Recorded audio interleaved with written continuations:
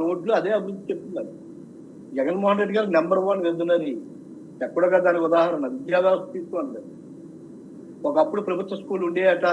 ప్రభుత్వ స్కూల్లో మా పిల్లలు వెళ్ళేవారని చెప్పుకునే స్థితి నుంచి, మూతపడే దశ నుంచి ప్రభుత్వ స్కూల్లో మన పిల్లలు చదివించాలి. వాళ్ళకే అమ్మఒడి ద్వారా ఇస్తాం కానీ, నాణ్యమైన దుస్తులు ఇస్తాం కానీ, అదే విధంగా వాళ్ళకి బ్యాగులు కానీ, పుస్తకాలు కానీ, వాళ్ళకి కావాల్సిన సకల సదుపాయాలు ఒక పక్కన కలగజేస్తాం. ఆరోగ్యంగా మేము శ్రద్ధ తీసుకుని 300 రూపాయల రకరకాల రూపాయలు చేసిన విజనరీ మీకు కనబడతలేనట్టుంది. అంతా ఉండేవారు. అప్పటి నుంచి కూడా అనేవారు కదా, పేద పిల్లలకి ఇంగ్లీష్ ఎందుకు అనేవారు, లేకపోతే తెలుగు భాషనే మాతృభాషనే మరుగులు పెట్టేస్తారని వారు రకరకాల వ్యాఖ్యానాలు చేస్తామని కూడా చూసేవారు. ఎంత అద్భుతమైన విజనరీ ఉందో చదువుకునే తల్లిదండ్రులకు తెలుసు, చదివించే తల్లిదండ్రులకు తెలుసు, చదువుకునే పిల్లలకు తెలుసు. అలాగే ఇంకా చెప్పారు ఏది అభివృద్ధి లేదని. స్వతంత్రం వచ్చాక ఇన్ని మెడికల్ కాలేజీలు చూసేవాళ్ళం. 17 మెడికల్ కాలేజీలు చూసుకుంటే 5 మెడికల్ కాలేజీలు ఆల్రెడీ ఓపెన్ అయ్యి అడ్మినిస్ట్రేషన్ తో ముందరికి వెళ్తున్న విధానం కూడా వస్తుంది. అలా ఫిషింగ్ హార్బర్స్ ఉన్నాయి. మీరు ఎక్కడో అభివృద్ధి అభివృద్ధి అభివృద్ధి అంటున్నారు. ఏ గ్రామంలో అయినా సరే ఒక రైతు ఒక కూర్చుని కష్టం 6 కాలం కష్టపడ్డ రైతు శారీరకి చిన్న స్థలమైనా ఉండేదా? రైతు భరోసా కేంద్రం పెట్టి ఈనాడు ఒక విశ్లేషకులు సోదరులు ఆయన చాలా అద్భుతంగా మాట్లాడారు. ఒకటే అడుగుతున్నాడు, వ్యవసాయ రంగం నుంచి నేను ఇంచుమించు 2005 నుంచి ఒక సహకార బ్యాంక్ 4 గ్రామాలకు సంబంధించి ఒక సహకార బ్యాంక్ అధ్యక్షుడిగా పనిచేస్తున్నాను. రైతు కుటుంబం కింద నా జీవిత కాలంలో ఒక రైతుకి ఈ విధంగా ఉపయోగపడిన నాయకుడు ఎవరు లేరు. ఇది అతిశక్తి కాదు. గతంలో రాజశేఖర రెడ్డి గారు ఉచిత విద్యుత్ ద్వారా ఇంకా ద్వారా వెళ్ళుండొచ్చు. కానీ ఎందుకంటే ఈ మాట అంత ఖచ్చితంగా ఎందుకు చెప్తున్నానంటే, రైతు భరోసా కేంద్రాల ద్వారా మీరు ఏవైతే చెప్తున్నారో కళ్ళలో 4గా ఉండి రైతు ఏ పంటకి ఏ సమయానికి వేసుకోవాలో అన్ని చెప్పే విధానం. కానీ వాళ్ళ కష్టపడి పండించిన పంటనే మరి దళాలను ఎత్తుకెళ్ళిపోకుండా డైరెక్ట్ గా మరి ఎంఆర్ఓ గారు వాళ్ళందరి ద్వారా అన్నిటి కూడా పంపించి వాళ్ళకి న్యాయమైన రేటు ఇప్పుడు ఎంత ఉందో చూడండి. వచ్చాను గతంలో 100 కేజీల ధర ఎలా ఉండేది, ఈనాడు ధర ఎలా ఉండేది.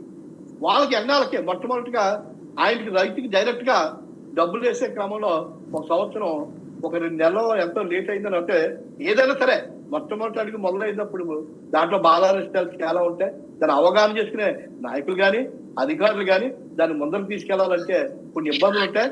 అవన్నీ కూడా సరిపెట్టుకుని చాలా అద్భుతంగా మరి ఈ రోజు రైతుకి అందించడం జరిగింది. అవన్నీ కూడా కాకుండా ఎక్కడన్నా ప్రకృతి వైపరీత్యం వచ్చినప్పుడు మరలా తాను పంటకి వెళ్ళే సమయానికి ఎక్కడో వడ్డీ వ్యాపారం దగ్గరికి వెళ్ళి తలతాకట్టు పెట్టిన విధానం కాకుండా నేను రికార్డులన్నీ తెప్పించుకోండి. ఈ 5 సంవత్సరాల కాలంలో ఏ పంట కన్నా నష్టపరిహారం కానీ ఇన్పుట్ సబ్సిడీ కానీ అనౌన్స్ చేసాక తప్పకుండా మరలా పంట వేసే సమయానికి 100కి 100% అందించాడు. ఎందుకంటే గొప్పదనం ఎక్కడ కలిగిందా? మేము గతంలో చూసాం, మీరు ఎక్కడో కాదు మేము ఉన్న ప్రదేశంలో చూసాం. 2016లో మరి ప్రకృతి వైపరీత్యం వస్తే అప్పుడున్న తెలుగుదేశం ప్రభుత్వం ప్రకృతి వైపరీత్యానికి నష్టపరిహారం అనౌన్స్ చేసి ఈనాడు ఇవ్వలేదు. దాని రికార్డులు కూడా మేము ఇవ్వగలం. అలాగే మీరు చెప్తున్నారు ఏంటి వైసీపీ చాలా నిజం. మీరు ఆయన దగ్గర చూసాం. ఆరోగ్యశ్రీ చూసుకోండి. గతంలో ఇగో ఈ ఏళ్ళు పోతే ఉండేదని, ఈ ఏళ్ళు పోకుండా ఉండేదని, తలకే తగిలితే దెబ్బ ప్రాణం పోయే పరిస్థితికి ఆరోగ్యశ్రీ వర్తించదు కాదని వారు. ఎందుకంటే ఆరోగ్యశ్రీ అనగానే గుర్తొచ్చే వ్యక్తి దేశవ్యాప్తంగా రాజశేఖర రెడ్డి గారు. ఆయన పెట్టిన పథకాలు జనాలు కోరికలు రాకూడదనో లేకపోతే ఇంకో రకంగానో దాన్ని నిర్వీర్యం చేస్తాం చంద్రబాబు నాయుడు గారు ఆ రోజు చూస్తే ఈ రోజు సుమారుగా 3 లక్షల లిమిట్ కానీ 25 లక్షల రూపాయలతో ఎంతో మంది ప్రాణాలను కాపాడి ప్రతి వ్యాధిని ఇంచుమించు దాంట్లో తీసుకొచ్చిన పరిధి. ఎందుకంటే వెటనరీ ఏముంటుంది, మనిషికి కావాల్సింది ఏంటి? ఆరోగ్యం, తిండి, విద్య. దాంట్లో సంపూర్ణంగా ఇచ్చారు. లోటుపాట్లు లేవని మాత్రం ఎప్పుడు అనము. లోటుపాటు చెప్పారు, వజ్రానికైనా స్థానం పెట్టాలి. ఈ రోజు వచ్చిన ఈ గ్యాప్ కానీ, ఈ నిర్ణయం కానీ, ఈ ఇబ్బంది కానీ ఇంకా రాజధాని అద్భుతమైన నాయకత్వంగా మరలా 2029లో తప్పకుండా సోదరు ఎటగారికి మాట్లాడారు. 11 మంది టికెట్ ఇప్పారు. 2029లో మళ్ళీ వరల్డ్ కప్ కింద ఆమోదం పొందుతాం. మళ్ళీ మా నాయకుడు ఇంతకంటే 10 ఇంతలు తిరిగి వచ్చి తప్పకుండా ఈ ఆంధ్రప్రదేశ్ రాష్ట్రానికి తన సేవలు అందిస్తారని చెప్పి వరల్డ్ కప్ ఆడి కూడా 11 మంది సార్. అలా సార్ ఏ ప్లేయర్ ఎంతమంది 130 మంది కోట్ల మంది ఆ విజనరీ అవును సార్, ఈ శబ్దం అధికారంలోకి ఉందో? వచ్చిన తర్వాత దాన్ని ఓడిపోయి ఆంధ్రప్రదేశ్లో నాయకులు